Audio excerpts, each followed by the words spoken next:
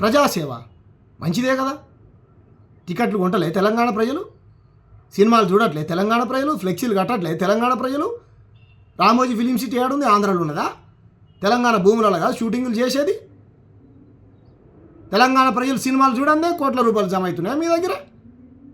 మీరు ట్యాక్సులు కడుతున్నారు అనుకో, సంతోషం. మా మా అన్న హీరో అయితే ఇంకో అన్న కూడా హీరో అయ్యేటోడు, వాళ్ళ కొడుకు. మా అన్న మాకు ఏం చేద్దాం మరి? మేము లేకపోయా వేల సంవత్సరాల నుంచి సినిమా రంగంలో మా అక్కలు హీరోయిన్లు లేకపోయా, మా అన్నలు హీరోలుగా లేకపోయా, డైరెక్టర్లుగా మా ప్రాంత వాళ్ళు లేకపోయా, మ్యూజిక్ డైరెక్టర్లు లేకపోయా, రచయితులు లేకపోయా, గాయకులు లేకపోయా, గాయనీలు లేకపోయా, ఎవరు లేకపోయా. ఏం చేస్తాం సార్? నలిగిపోయినాం సీమాంధ్ర పాలకుల కింద. చచ్చిపోయారు మా అన్నలు. ఇంకా ఎందుకు సార్ ఇంత విషయం? నాకు నాకు నాకు ఆంధ్రప్రదేశ్ రాష్ట్రం అంటే, ఉత్తరాంధ్ర అంటే ముఖ్యంగా విపరీతమైన ప్రేమ. ఉత్తరాంధ్ర జానపదాలన్నా, ఉత్తరాంధ్ర యాసన్నా, భాష అన్నా. ఎస్, నేను ఆంధ్రాకి వస్తే ఆ తల్లి లాంటి నేలను నేను గౌరవిస్తా. ఆంధ్రప్రదేశ్ జిందాబాద్ అంట ఆంధ్రాకి వస్తే. తెలుగు వారి కోసం అన్నగారు తెలుగుదేశం పార్టీ పెట్టి తెలుగు జాతిని, ఖ్యాతిని ప్రపంచ వ్యాప్తంగా చాటాలనుకున్నాడు. తప్పులేదు. అదే చంద్రబాబు నాయుడు గారు జెండా మోస్తుండు. అన్నగారు మాత్రం ఎన్ని రోజులు ఉంటాయి ఈ బీజేపీ పార్టీ, కాంగ్రెస్ పార్టీ దేశంలో, ఈ రెండింటిని బొందబెట్టండి అని ప్రత్యామ్నాయంగా తెలుగుదేశం పార్టీని తీసుకొస్తే దాన్ని తీసుకొని పోయి ఆ పార్టీలతోనూ పొత్తు పెట్టుకున్నారు. మీ అన్ననేమో కాంగ్రెస్తోనే పెట్టుకున్నాడు, నువ్వు అభిమానించే చంద్రబాబు నాయుడు బీజేపీతో నువ్వు కూడా బీజేపీతో పెట్టుకున్నావు. మీరు తెలుగు రాష్ట్ర ప్రజలకు అన్నగారికి ఇదా చేసేది? అన్నగారి ఆత్మ శాంతిస్తుందా? మోడీ, అమిత్ షా తెలంగాణను తిట్టిపిస్తే తిట్టాలి.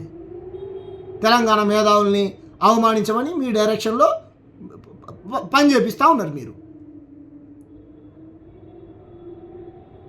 ఇంత అక్కసు ఎందుకు మా రాష్ట్రం మీద మీకు? దేవి చెప్పండి.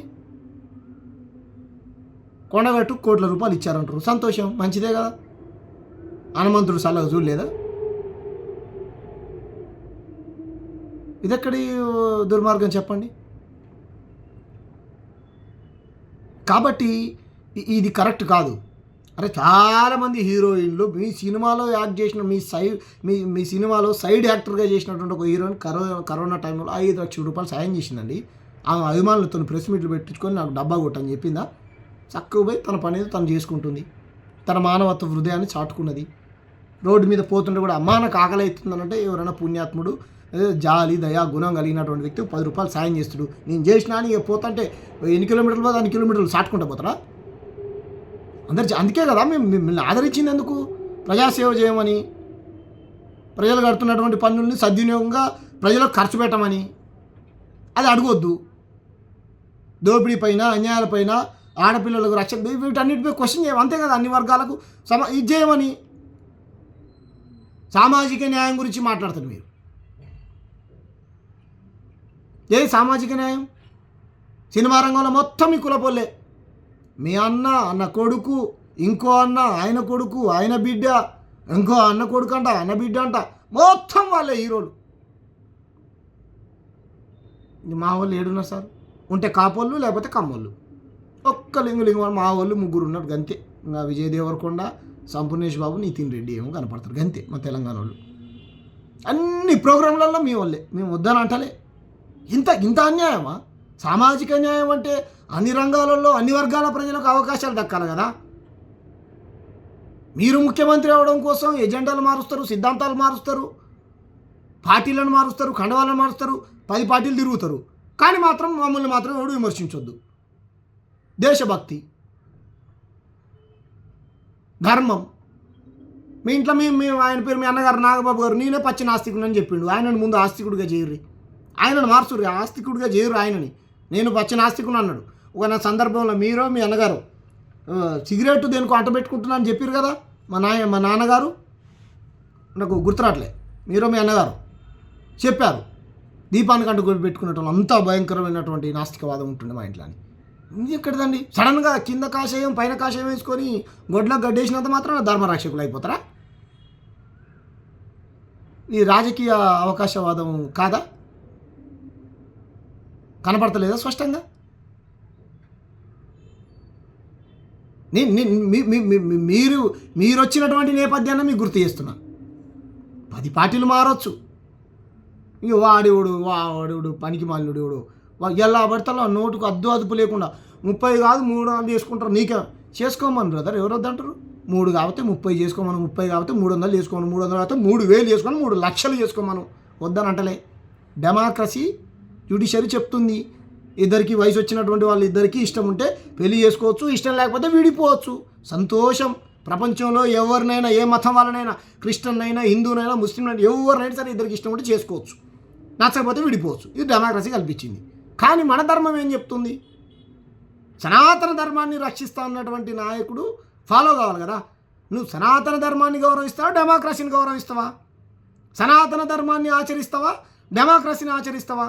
సనాతన ధర్మాన్ని ఆచరిస్తే కనుక ఇలా పెళ్ళిళ్ళు చేసుకోమని సనాతన ధర్మం ఏ వేదంలో, ఏ ఋగ్వేదంలో, ఏ గరుడ పురాణంలో, ఏ మహాభారతంలో ఎక్కడ కూడా లేదు.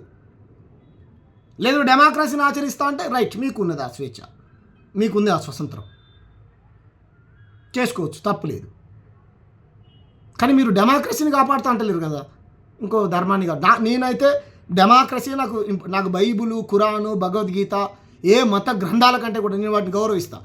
కానీ నేను డెమోక్రసీని మాత్రమే ఫస్ట్ గౌరవిస్తాను, తర్వాత వాటిని గౌరవిస్తాను. మీరు ముందు దేన్ని గౌరవిస్తారు చెప్పండి? డెమోక్రసీని గౌరవిస్తారా, మత గ్రంథాలను గౌరవిస్తారా? చెప్పండి. జనసేన అని పెట్టుకున్నారు, మీ కులపోళ్ళందరూ మీరే చెప్తారు పొద్దున్న లేస్తే. తెలంగాణ ప్రజలకు తెలంగాణ అనేటువంటి ఫీలింగ్ ఉన్నది, మన ఆంధ్రప్రదేశ్లోనే ఎక్కువ కులపిచ్చి ఉన్నది అని చెప్పి మీరే చెప్తారు. చెప్పండి మరి, మాకు కులపిచ్చి ఉంటే ఆధిపత్యం చెలాయించేది, కింది వర్గాల మీద దాడులు చేసేది ఆంధ్రప్రదేశ్లో ఎవరు? దళితులని హింసించేది ఎవరు? కారంచేడు చుండూరులో కొట్టి చంపింది ఎవరు? ఈ రెడ్డి కమ్మ పార్టీలు కావా? ఇప్పుడు మీ పార్టీ ఎస్సీ ఎస్టీ బీసీ మైనార్టీలకు రక్షణ ఉందా? ఎలా పవన్ కళ్యాణ్ గారు ఎలా చెప్పండి? మీరే చెప్తారు. ఆకునూరి మురళి గారు ఓ స్టేట్మెంట్ పాస్ చేసిండు గతంలో. ఏమన్నారు ఆయన? చక్కగా మీరు తెలుగుతో పాటు ఇంగ్లీష్ నేర్చుకోండి, ఇంటర్నేషనల్ స్థాయిలో మనం ప్రపంచంతో పోటీ పడాలంటే ఇంగ్లీష్ అవసరం ఉంటే. తెలుగు భాష చచ్చిపోతుందండి, తెలుగుని మీరు చంపేయాలనుకుంటున్నారా అండి? ఇంగ్లీష్ ఎందుకు ఇది ఇవ్వాలండి అని అన్నారు. అది హిందీ మాత్రం నేర్చుకోవచ్చు, హిందీ నేర్చుకుంటే మాత్రం తెలుగు చావదు, ఇంగ్లీష్ నేర్చుకుంటేనే అది వస్తుంది. ఎందుకంటే హిందీ భాష మంచిగా ఉంటుంది. మళ్ళీ మీరే చెప్తారు బలవంతంగా మా మీద హిందీని రుద్దుతారా?